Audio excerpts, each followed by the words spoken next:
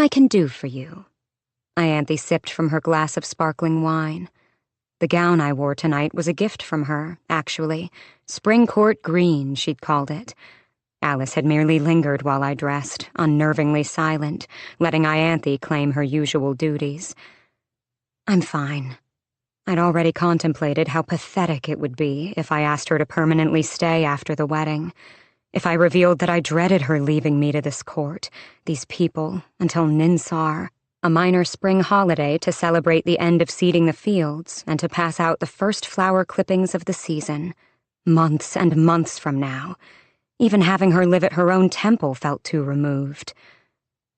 2 males that had circled past twice already finally worked up the courage to approach us. Her.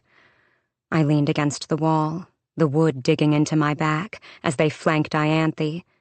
Handsome, in the way that most of them were handsome, armed with weapons that marked them as 2 of the High Fae who guarded Tamlin's lands. Perhaps they even worked under Ianthe's father. "Priestess," one said, bowing deep. By now, I'd become accustomed to people kissing her silver rings and beseeching her for prayers for themselves, their families, or their lovers.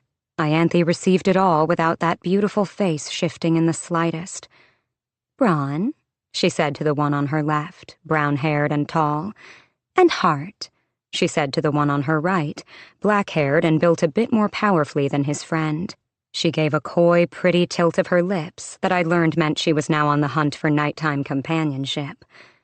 "I haven't seen you 2 troublemakers in a while." They parried with flirtatious comments until the 2 males began glancing my way. "Oh," Ianthe said, hood shifting as she turned. "Allow me to introduce Lady Feyre." She lowered her eyes, angling her head in a deep nod. "Savior of Prythian." "We know," Hart said quietly, bowing with his friend at the waist. "We were under the mountain with you." I managed to incline my head a bit as they straightened. "Congratulations on tomorrow," Bronn said, grinning. "A fitting end, eh?" A fitting end would have been me in a grave, burning in hell. "The cauldron," Ianthe said, "has blessed all of us with such a union." The males murmured their agreement, bowing their heads again. I ignored it. "I have to say," Bronn went on, "that trial with the Middengard worm? Brilliant. One of the most brilliant things I ever saw." It was an effort not to push myself wholly flat against the wall, not to think about the reek of that mud, the gnashing of those flesh-shredding teeth bearing down upon me. "Thank you." "Oh, it sounded terrible," Ianthe said, stepping closer as she noted I was no longer wearing that bland smile. She put a hand on my arm. "Such bravery is awe-inspiring." I was grateful, so pathetically grateful for the steadying touch, for the squeeze. I knew then that she'd inspire hordes of young Fae females to join her order, not for worshipping their mother and cauldron, but to learn how she lived, how she could shine so brightly and love herself, move from male to male as if they were dishes at a banquet. "We missed the hunt the other day," Hart said casually, "so we haven't had a chance to see your talents up close, but I think the High Lord will be stationing us near the estate next month. It'd be an honor to ride with you."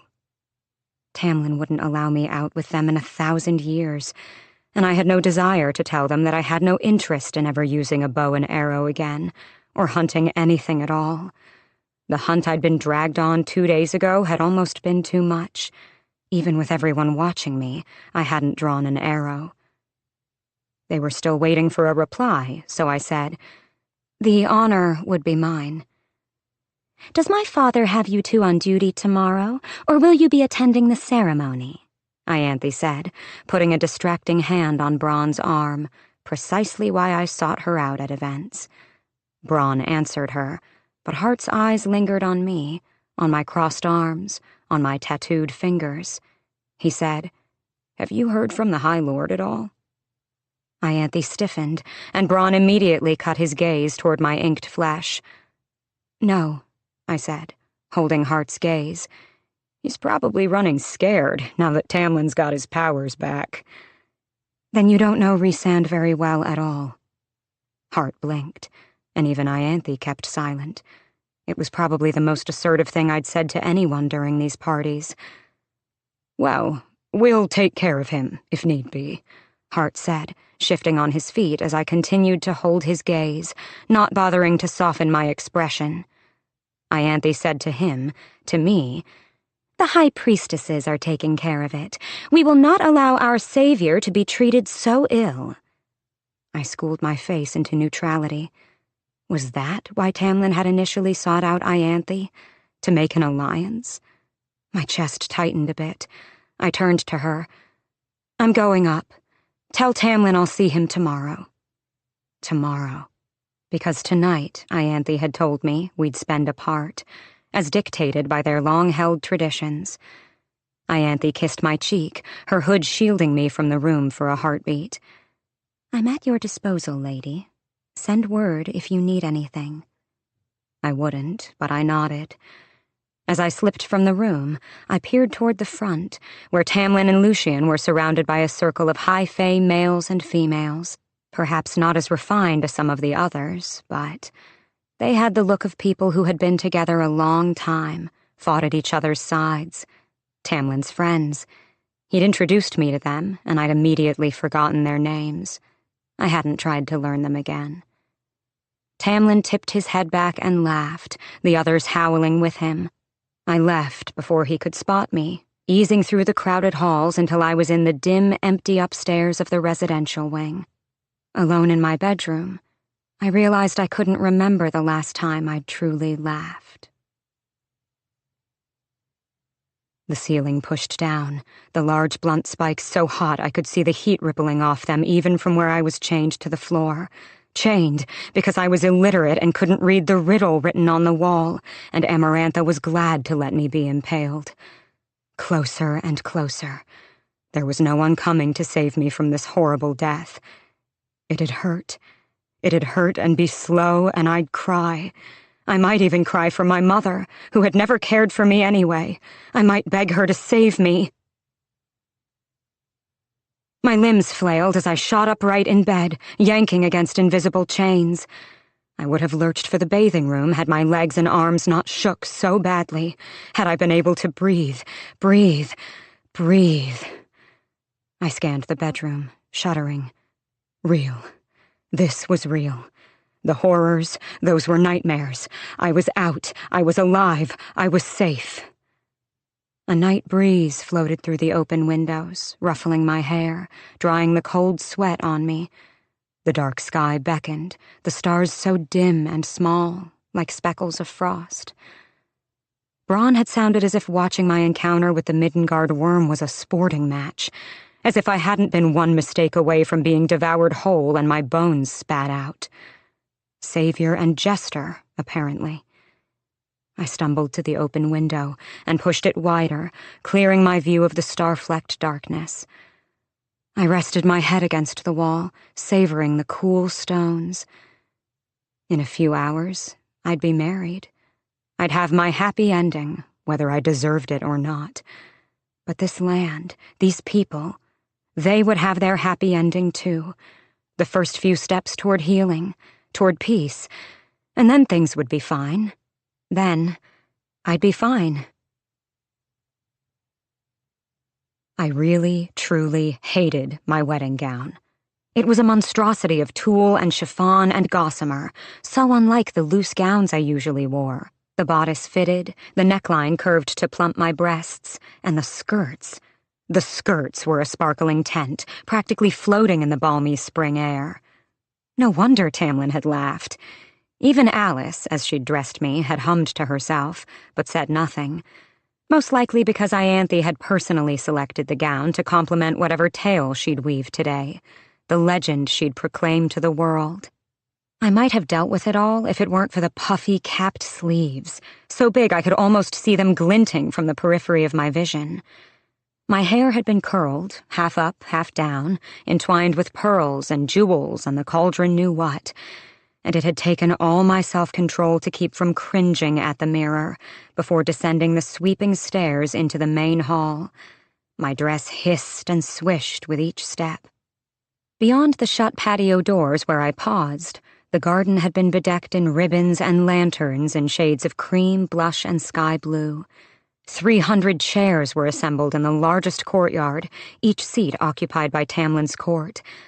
I'd make my way down the main aisle, enduring their stares, before I reached the dais at the other end, where Tamlin would be waiting. Then Ianthe would sanction and bless our union right before sundown, as a representative of all 12 high priestesses. She'd hinted that they'd pushed to be present, but through whatever cunning, she'd managed to keep the other 11 away, either to claim the attention for herself, or to spare me from being hounded by the pack of them. I couldn't tell. Perhaps both. My mouth went paper dry as Alice fluffed out the sparkling train of my gown in the shadow of the garden doors. Silk and gossamer rustled and sighed, and I gripped the pale bouquet in my gloved hands, nearly snapping the stems. Elbow-length silk gloves to hide the markings. Ianthe had delivered them herself this morning in a velvet-lined box. "Don't be nervous," Alice clucked, her tree-bark skin rich and flushed in the honey-gold evening light. "I'm not," I rasped. "You're fidgeting like my youngest nephew during a haircut." She finished fussing over my dress, shooing away some servants who'd come to spy on me before the ceremony. I pretended I didn't see them, or the glittering sunset-gilded crowd seated in the courtyard ahead, and toyed with some invisible fleck of dust on my skirts. "You look beautiful," Alice said quietly. I was fairly certain her thoughts on the dress were the same as my own, but I believed her. "Thank you." "And you sound like you're going to your funeral." I plastered a grin on my face. Alice rolled her eyes, but she nudged me toward the doors as they opened on some immortal wind, lilting music streaming in. "It'll be over faster than you can blink," she promised, and gently pushed me into the last of the sunlight. 300 people rose to their feet and pivoted toward me. Not since my last trial had so many gathered to watch me, judge me, all in finery so similar to what they'd worn under the mountain, their faces blurred, melded. Alice coughed from the shadows of the house, and I remembered to start walking, to look toward the dais, at Tamlin. The breath knocked from me, and it was an effort to keep going down the stairs, to keep my knees from buckling.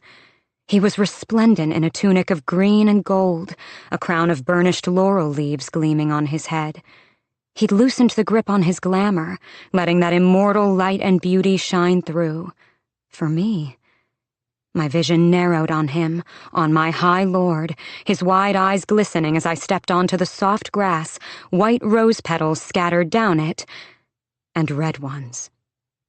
Like drops of blood amongst the white, red petals had been sprayed across the path ahead. I forced my gaze up, to Tamlin, his shoulders back, head high. So unaware of the true extent of how broken and dark I was inside, how unfit I was to be clothed in white when my hands were so filthy. Everyone else was thinking it. They had to be. Every step was too fast, propelling me toward the dais and Tamlin, and toward Ianthe, clothed in dark blue robes tonight, beaming beneath that hood and silver crown. As if I were good. As if I hadn't murdered 2 of their kind. I was a murderer and a liar. A cluster of red petals loomed ahead, just like that Fae youth's blood had pooled at my feet. 10 steps from the dais, at the edge of that splatter of red, I slowed, then stopped. Everyone was watching, exactly as they had when I'd nearly died, spectators to my torment. Tamlin extended a broad hand, brows narrowing slightly. My heart beat so fast, too fast. I was going to vomit, right over those rose petals, right over the grass and ribbons trailing into the aisle from the chairs flanking it. And between my skin and bones, something thrummed and pounded, rising and pushing, lashing through my blood. So many eyes, too many eyes, pressed on me, witness to every crime I'd committed, every humiliation. I don't know why I'd even bothered to wear gloves, why I'd let Ianthe convince me. The fading sun was too hot, the garden too hedged in, as inescapable as the vow I was about to make, binding me to him forever, shackling him to my broken and weary soul. The thing inside me was roiling now, my body shaking with the building force of it as it hunted for a way out. Forever. I would never get better, never get free of myself, of that dungeon where I'd spent 3 months. "Feyre," Tamlin said, his hand steady as he continued to reach for mine. The sun sank past the lip of the western garden wall, shadows pooled, chilling the air. If I turned away, they'd start talking, but I couldn't make the last few steps. Couldn't. I was going to fall apart right there, right then, and they'd see how precisely ruined I was. "Help me. Help me. Help me," I begged someone, anyone, begged Lucien, standing in the front row, his metal eye fixed on me, begged Ianthe, face serene and patient and lovely within that hood. "Save me, please, save me, get me out, end this." Tamlin took a step toward me, concern shading those eyes. I retreated a step. No. Tamlin's mouth tightened, the crowd murmured, silk streamers laden with globes of gold Feylight twinkled into life above and around us. Ianthe said smoothly, "Come, bride, and be joined with your true love. Come, bride, and let good triumph at last." Good. I was not good. I was nothing, and my soul, my eternal soul, was damned. I tried to get my traitorous lungs to draw air so I could voice the word, no, no. But I didn't have to say it. Thunder cracked behind me, as if 2 boulders had been hurled against each other. People screamed, falling back, a few vanishing outright as darkness erupted. I whirled, and through the night drifting away like smoke on a wind, I found Rhysand straightening the lapels of his black jacket. "Hello, Feyre darling," he purred. Chapter 5. I shouldn't have been surprised, not when Rhysand liked to make a spectacle of everything, and found pissing off Tamlin to be an art form. But there he was. Rhysand, High Lord of the Night Court, now stood beside me, darkness leaking from him like ink in water. He angled his head, his blue-black hair shifting with the movement. Those violet eyes sparkled in the golden Feylight as they fixed on Tamlin, as he held up a hand to where Tamlin and Lucien and their sentries had their swords half-drawn, sizing up how to get me out of the way, how to bring him down. But at the lift of that hand, they froze. Ianthe, however, was backing away slowly, face drained of color. "What a pretty little wedding," Rhysand said, stuffing his hands into his pockets as those many swords remained in their sheaths. The remaining crowd was pressing back, some climbing over seats to get away. Rhys looked me over slowly and clicked his tongue at my silk gloves. Whatever had been building beneath my skin went still and cold. "Get the hell out," growled Tamlin, stalking toward us, claws ripped from his knuckles. Rhys clicked his tongue again. "Oh, I don't think so. Not when I need to call in my bargain with Feyre, darling." My stomach hollowed out. No, not now.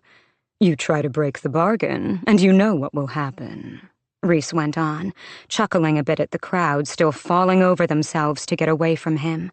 He jerked his chin toward me. "I gave you 3 months of freedom. You could at least look happy to see me." I was shaking too badly to say anything. Rhys's eyes flickered with distaste. The expression was gone when he faced Tamlin again. "I'll be taking her now." "Don't you dare," Tamlin snarled. Behind him, the dais was empty. Ianthe had vanished entirely, along with most of those in attendance. "Was I interrupting? I thought it was over." Rhys gave me a smile dripping with venom. He knew. Through that bond, through whatever magic was between us, he'd known I was about to say no. At least, Feyre seemed to think so. Tamlin snarled, "Let us finish the ceremony." "Your high priestess," Rhys said, "seems to think it's over, too." Tamlin stiffened as he looked over a shoulder to find the altar empty. When he faced us again, the claws had eased halfway back into his hands. "Rhysand." "I'm in no mood to bargain," Rhys said, "even though I could work it to my advantage, I'm sure." I jolted at the caress of his hand on my elbow. Let's go. I didn't move. Tamlin, I breathed. Tamlin took a single step toward me, his golden face turning sallow, but remained focused on Rhys. Name your price. Don't bother, Rhys crooned, linking elbows with me.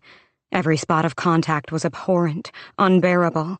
He'd take me back to the Night Court, the place Amarantha had supposedly modeled Under the Mountain after, full of depravity and torture and death. Tamlin, please. Such dramatics, Rhysand said, tugging me closer. But Tamlin didn't move, and those claws were wholly replaced by smooth skin. He fixed his gaze on Rhys, his lips pulling back in a snarl. If you hurt her.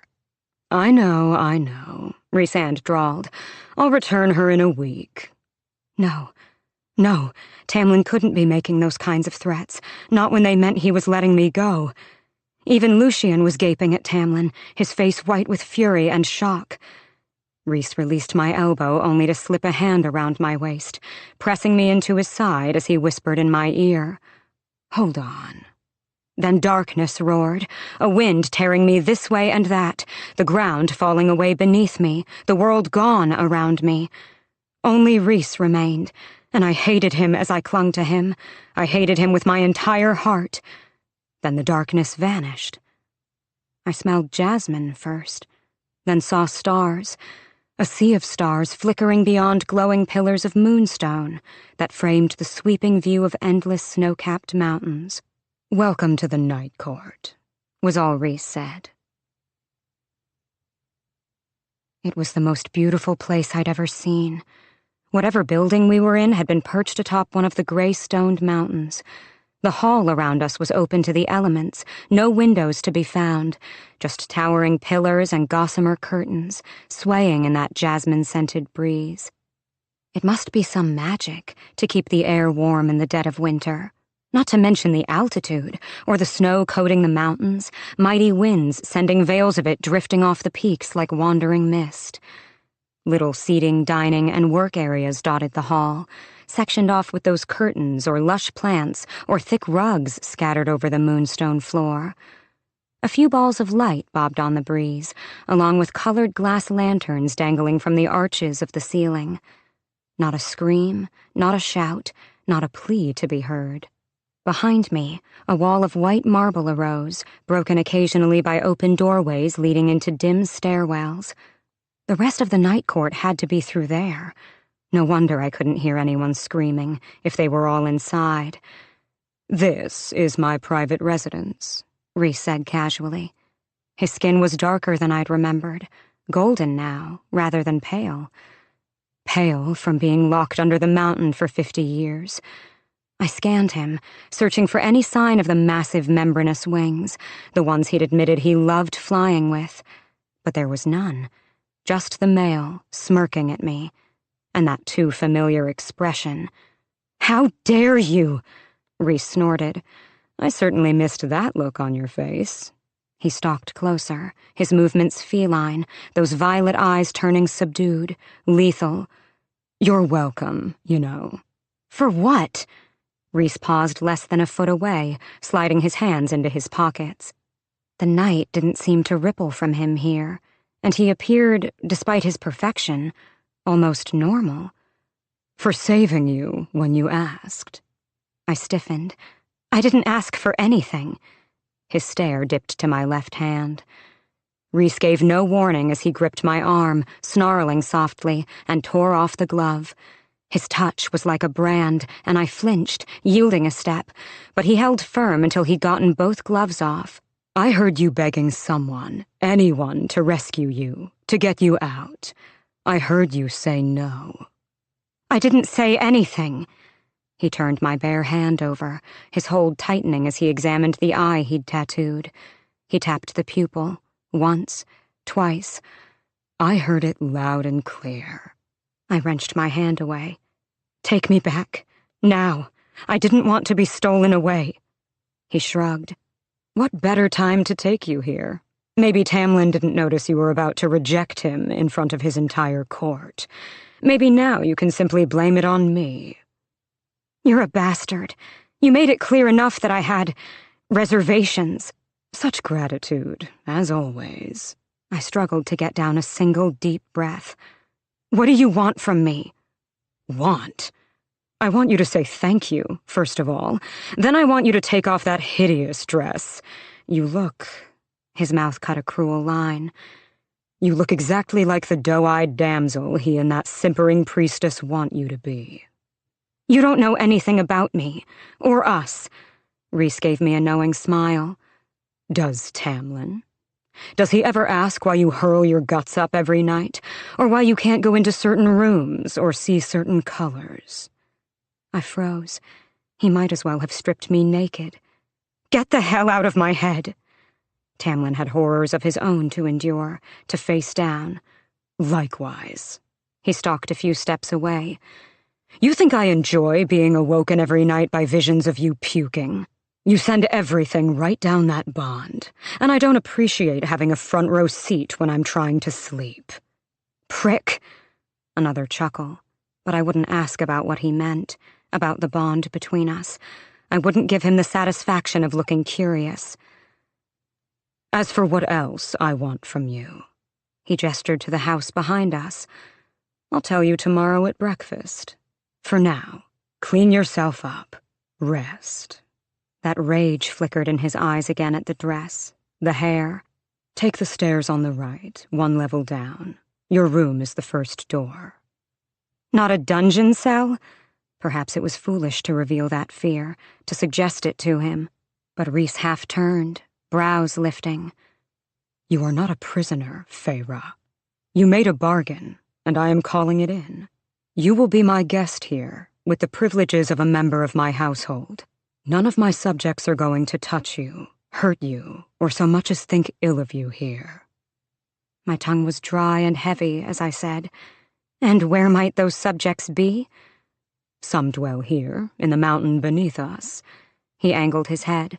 They're forbidden to set foot in this residence. They know they'd be signing their death warrant.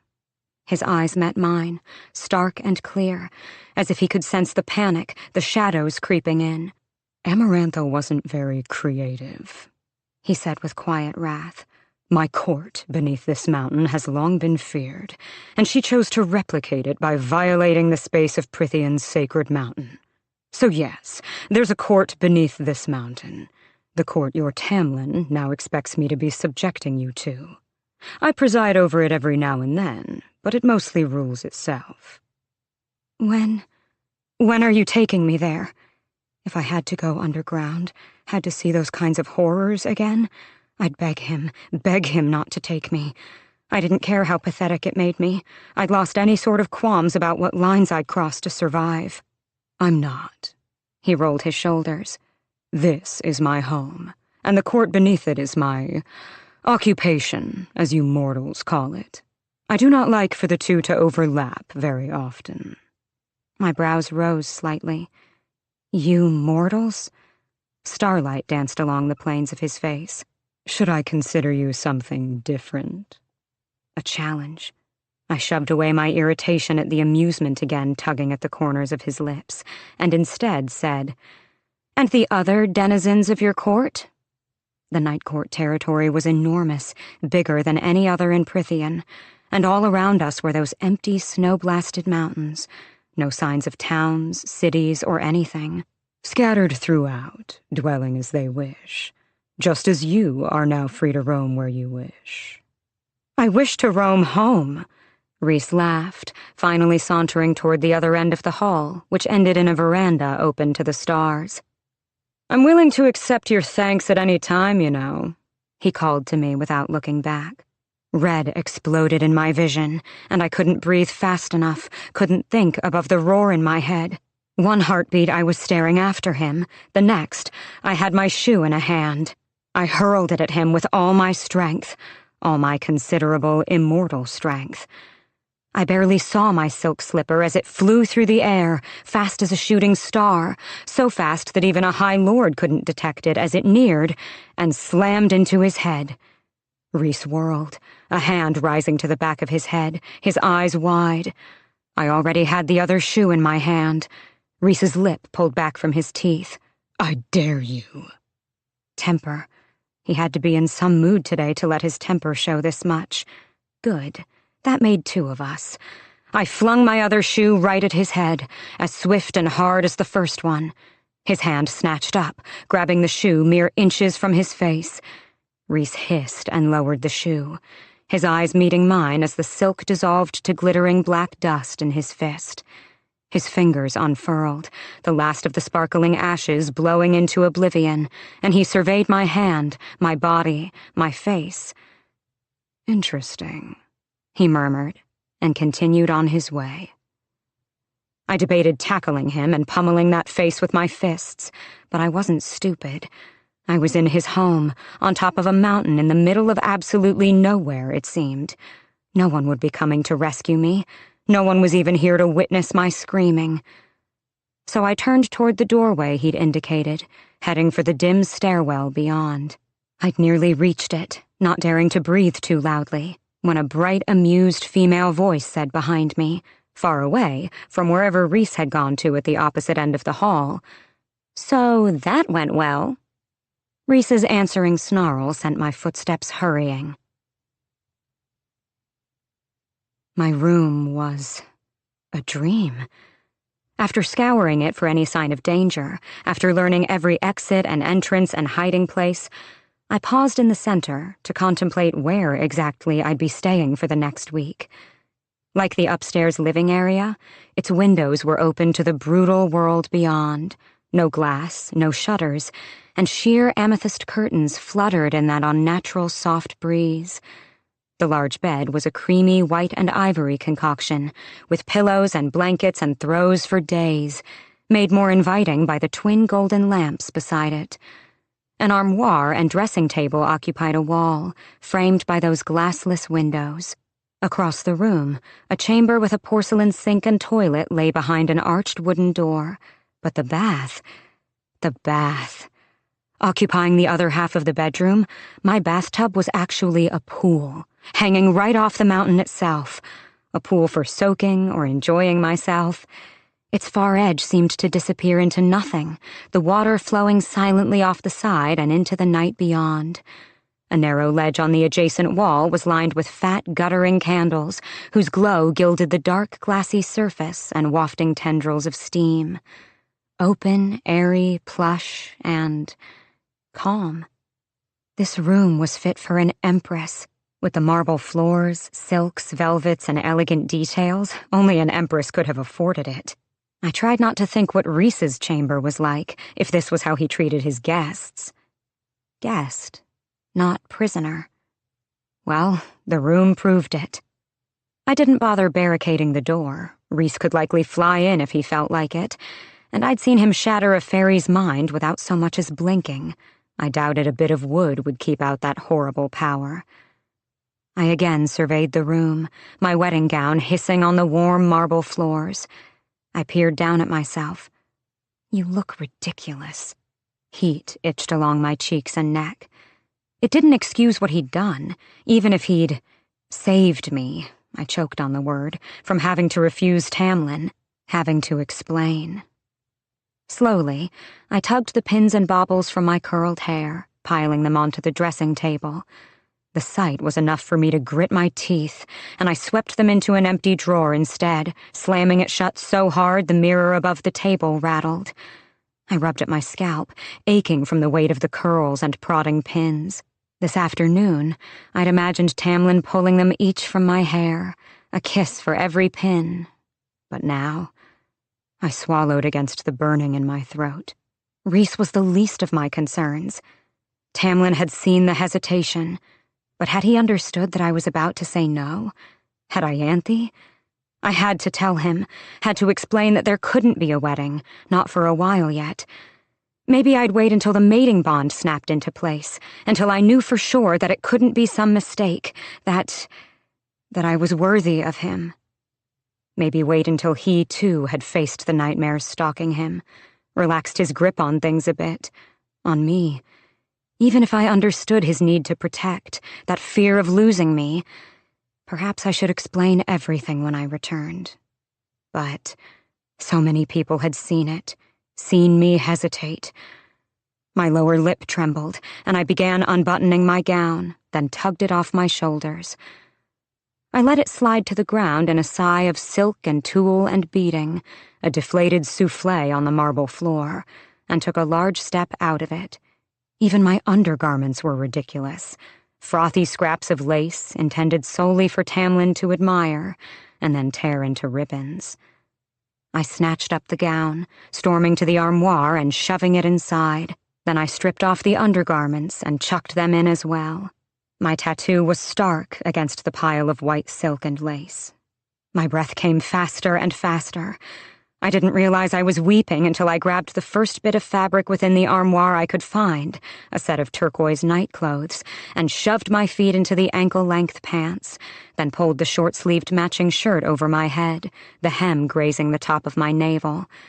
I didn't care that it had to be some night court fashion, didn't care that they were soft and warm. I climbed into that big, fluffy bed, the sheets smooth and welcoming, and could barely draw a steady breath enough to blow out the lamps on either side.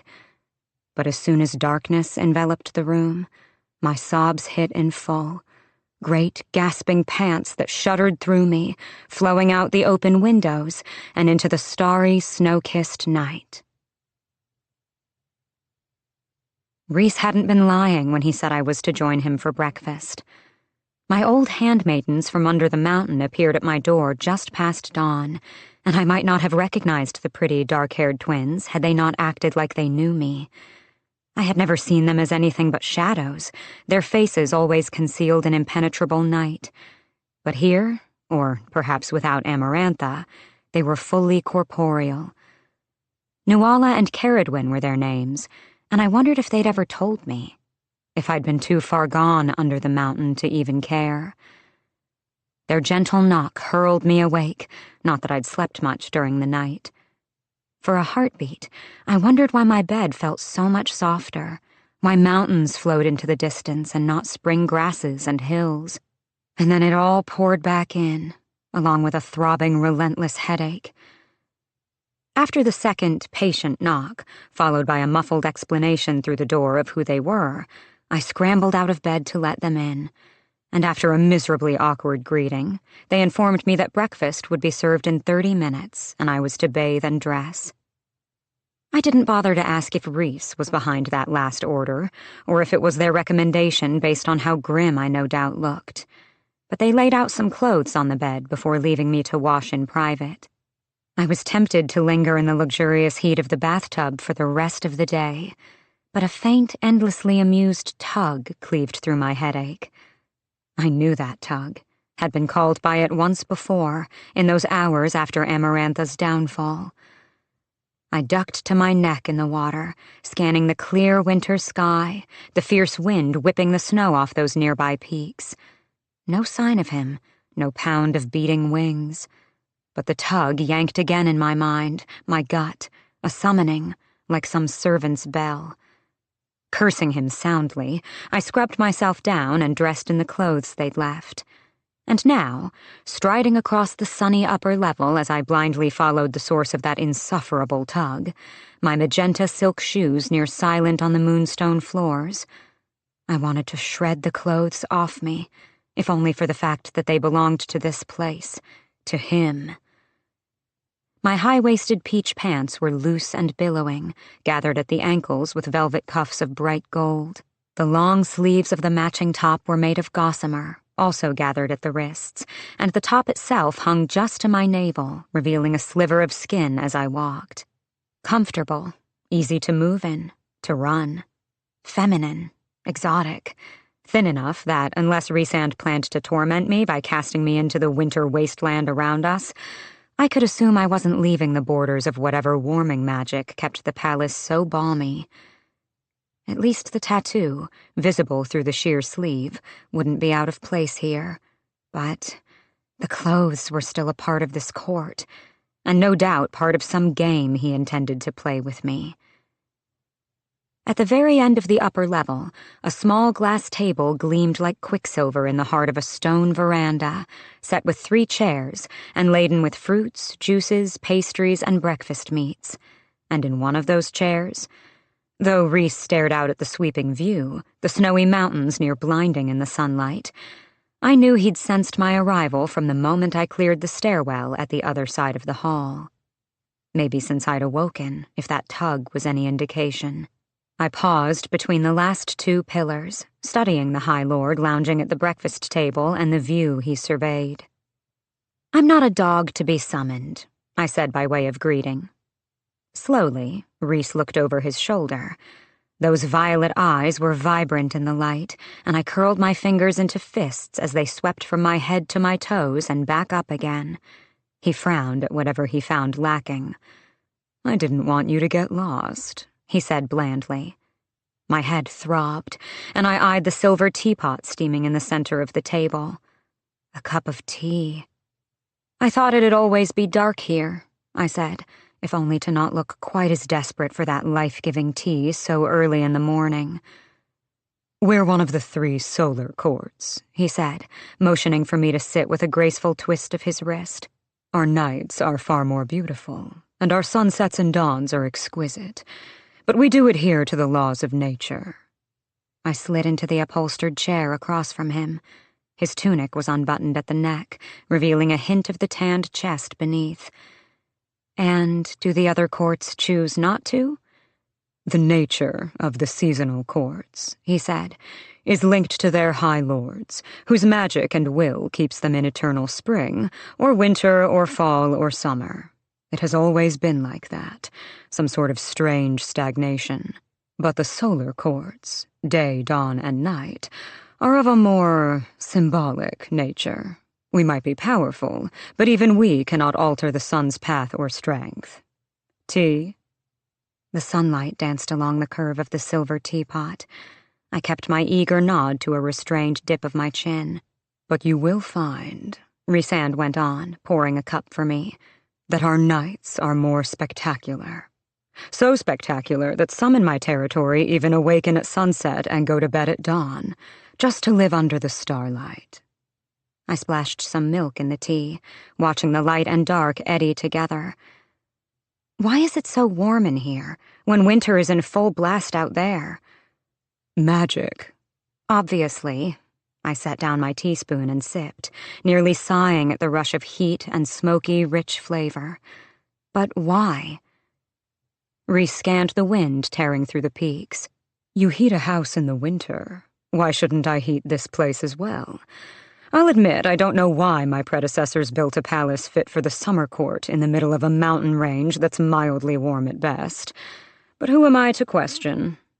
I took a few more sips, that headache already lessening, and dared to scoop some fruit onto my plate from a glass bowl nearby. He watched every movement. Then he said quietly, "You've lost weight."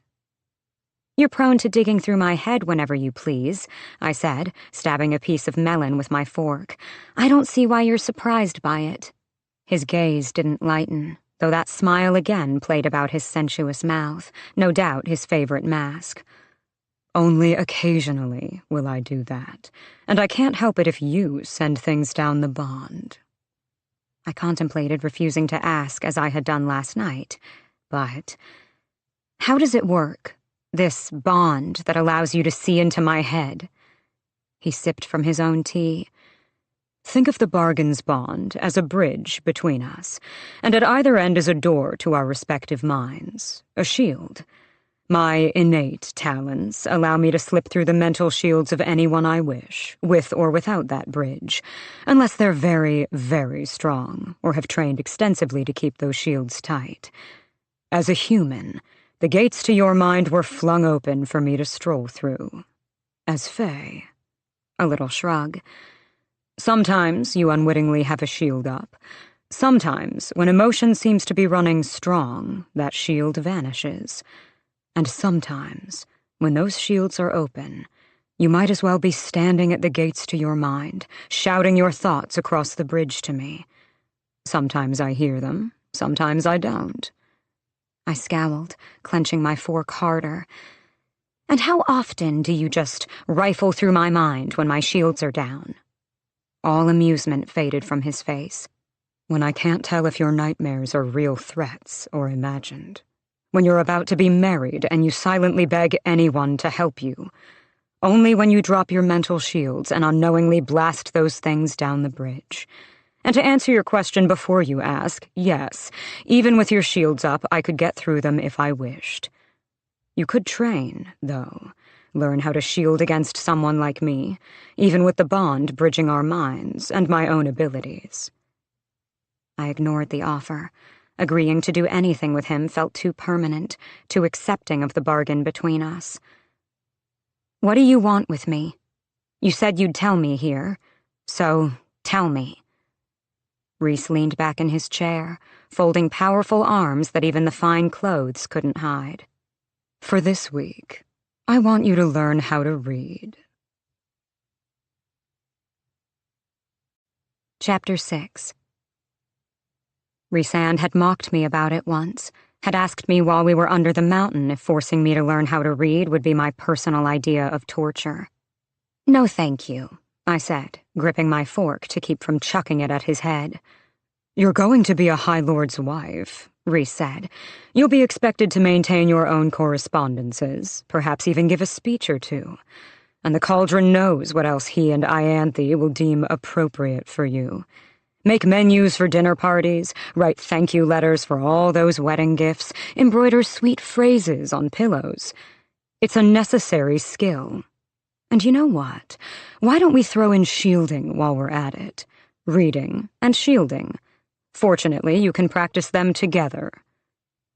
They are both necessary skills, I said through my teeth, but you are not going to teach me. What else are you going to do with yourself? Paint? How's that going these days, Feyre? What the hell does it even matter to you? It serves various purposes of mine, of course. What purposes? You'll have to agree to work with me to find out, I'm afraid. Something sharp poked into my hand. I'd folded the fork into a tangle of metal. When I set it down on the table, Rhys chuckled. Interesting. You said that last night. Am I not allowed to say it twice? That's not what I was implying, and you know it. His gaze raked over me again, as if he could see beneath the peach fabric, through the skin, to the shredded soul beneath. Then it drifted to the mangled fork. Has anyone ever told you that you're rather strong for a High Fae? Am I? I'll take that as a no. He popped a piece of melon into his mouth. Have you tested yourself against anyone? Why would I? I was enough of a wreck as it was. Because you were resurrected and reborn by the combined powers of the 7 High Lords. If I were you, I'd be curious to see if anything else transferred to me during that process. My blood chilled. Nothing else transferred to me. It'd just be rather interesting. He smirked at the word. If it did. It didn't, and I'm not going to learn to read or shield with you. Why? From spite? I thought you and I got past that under the mountain. Don't get me started on what you did to me under the mountain. Rhys went still. As still as I'd ever seen him, as still as the death now beckoning in those eyes. Then his chest began to move, faster and faster. Across the pillars towering behind him, I could have sworn the shadow of great wings spread. He opened his mouth, leaning forward, and then stopped. Instantly, the shadows, the ragged breathing, the intensity were gone, the lazy grin returning. We have company. We'll discuss this later. No, we won't. But quick, light footsteps sounded down the hall, and then she appeared. If Rhysand was the most beautiful male I'd ever seen, she was his female equivalent. Her bright golden hair was tied back in a casual braid, and the turquoise of her clothes, fashioned like my own, offset her sun-kissed skin, making her practically glow in the morning light. "Hello, hello," she chirped, her full lips parting in a dazzling smile as her rich brown eyes fixed on me. "Feyre," Rhys said smoothly, "meet my cousin Morrigan. Meet the lovely, charming, and open-minded Feyre." I debated splashing my tea in his face, but Moore strode toward me. Each step was assured and steady, graceful and grounded, merry but alert, Someone who didn't need weapons, or at least bother to sheath them at her side. "I've heard so much about you," she said, and I got to my feet, awkwardly jutting out my hand. She ignored it and grabbed me into a bone-crushing hug. She smelled like citrus and cinnamon. I tried to relax my taut muscles as she pulled away and grinned rather fiendishly. "You look like you were getting under Rhys's skin," she said, strutting to her seat between us. "Good thing I came along, though I'd enjoy seeing Rhys's balls nailed to the wall." Rhys slid incredulous eyes at her, his brows lifting. I hid the smile that tugged on my lips. "It's nice to meet you." "Liar," Moore said, pouring herself some tea and loading her plate. "You want nothing to do with us, do you? And wicked Rhys is making you sit here." "You're perky today, Moore," Rhys said. Moore's stunning eyes lifted to her cousin's face. "Forgive me for being excited about having company, for once." "You could be attending your own duties," he said testily. I clamped my lips tighter together. I'd never seen Rhys irked. "I needed a break, and you told me to come here whenever I liked. So, what better time than now, when you brought my new friend to finally meet me?" I blinked, realizing two things at once. One, she actually meant what she said. Two, hers was the female voice I'd heard speak last night, mocking Rhys for our squabble. "So that went well," she'd teased, as if there were any other alternative, any chance of pleasantness where he and I were concerned. A new fork had appeared beside my plate, and I picked it up, only to spear a piece of melon. "You two look nothing alike," I said at last. "Moore is my cousin in the loosest definition," he said. She grinned at him, devouring slices of tomato and pale cheese. "But we were raised together. She's my only surviving family." I didn't have the nerve to ask what happened to everyone else, or remind myself whose father was responsible for the lack of family at my own court. "And as my only remaining relative," Rhys went on, "Moore believes she is entitled to breeze in and out of my life as she sees fit." "So grumpy this morning," Moore said, plopping 2 muffins onto her plate. "I didn't see you under the mountain," I found myself saying, hating those last 3 words more than anything. "Oh, I wasn't there," she said. "I was in—" "Enough, Moore," he said, his voice laced with quiet thunder. It was a trial in itself not to sit up at the interruption, not to study them too closely. Rhysand set his napkin on the table and rose. "Moore will be here for the rest of the week, but by all means, do not feel that you have to oblige her with your presence." Moore stuck out her tongue at him. He rolled his eyes, the most human gesture I'd ever seen him make. He examined my plate. "Did you eat enough?" I nodded. "Good. Then let's go." He inclined his head toward the pillars and swaying curtains behind him. "Your first lesson awaits." Moore sliced one of the muffins in 2 in a steady sweep of her knife. The angle of her fingers, her wrist, indeed confirmed my suspicions that weapons weren't at all foreign to her. "If he pisses you off, Feyre, feel free to shove him over the rail of the nearest balcony." Rhys gave her a smooth, filthy gesture as he strode down the hall. I eased to my feet when he was a good distance ahead. "Enjoy your breakfast." "Whenever you want company," she said as I edged around the table, "give a shout." She probably meant that literally. I merely nodded and trailed after the High Lord. I agreed to sit at the long wooden table in a curtained-off alcove only because he had a point. Not being able to read had almost cost me my life under the mountain. I'd be damned if I let it become a weakness again, his personal agenda or no. And as for shielding, I'd be a damned fool not to take up the offer to learn from him. The thought of anyone, especially Rhys, sifting through the mess in my mind, taking information about the spring court, about the people I loved, I'd never allow it, not willingly. But it didn't make it any easier to endure Rhysand's presence at the wooden table, or the stack of books piled atop it. "I know my alphabet," I said sharply, as he laid a piece of paper in front of me. "I'm not that stupid." I twisted my fingers in my lap, then pinned my restless hands under my thighs. I didn't say you were stupid, he said. I'm just trying to determine where we should begin. I leaned back in the cushioned seat. Since you've refused to tell me a thing about how much you know. My face warmed. Can't you hire a tutor? He lifted a brow. Is it that hard for you to even try in front of me? You're a high lord. Don't you have better things to do? Of course, but none as enjoyable as seeing you squirm. You're a real bastard, you know that? Rhys huffed a laugh. I've been called worse. In fact, I think you've called me worse. He tapped the paper in front of him. Read that. A blur of letters. My throat tightened. I can't. Try. The sentence had been written in elegant, concise print. His writing, no doubt. I tried to open my mouth, but my spine locked up. What exactly is your stake in all this? You said you'd tell me if I worked with you. I didn't specify when I'd tell you. I peeled back from him as my lip curled. He shrugged. Maybe I resent the idea of you letting those sycophants and warmongering fools in the spring court make you feel inadequate. Maybe I indeed enjoy seeing you squirm. Or maybe... I get it, Rhys snorted. Try to read it, Feyre. Prick. I snatched the paper to me, nearly ripping it in half in the process. I looked at the first word, sounding it out in my head.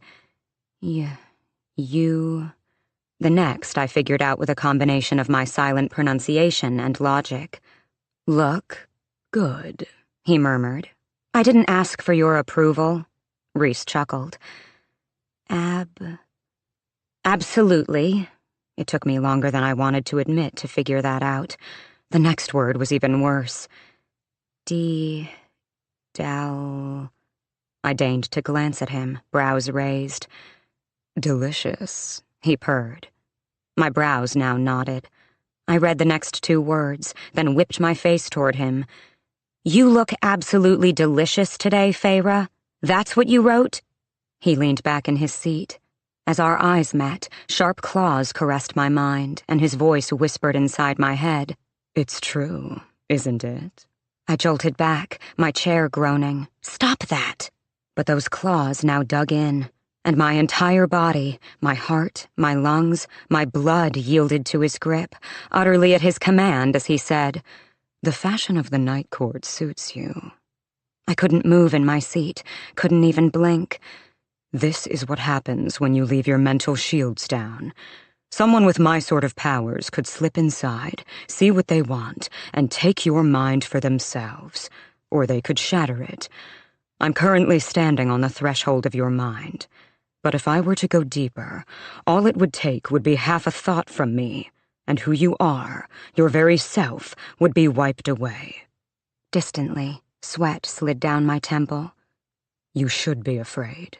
You should be afraid of this, and you should be thanking the gods-damned cauldron that in the past 3 months, no one with my sort of gifts has run into you. Now shove me out. I couldn't. Those claws were everywhere, digging into every thought, every piece of self. He pushed a little harder. Shove me out. I didn't know where to begin. I blindly pushed and slammed myself into him, into those claws that were everywhere, as if I were a top loosed in a circle of mirrors. His laughter, low and soft, filled my mind, my ears. That way, Feyre. In answer, a little open path gleamed inside my head. The road out. It'd take me forever to unhook each claw and shove the mass of his presence out that narrow opening. If I could wash it away... A wave of self, of me, to sweep all of him out. I didn't let him see the plan take form as I rallied myself into a cresting wave and struck. The claws loosened, reluctantly, as if letting me win this round. He merely said, Good.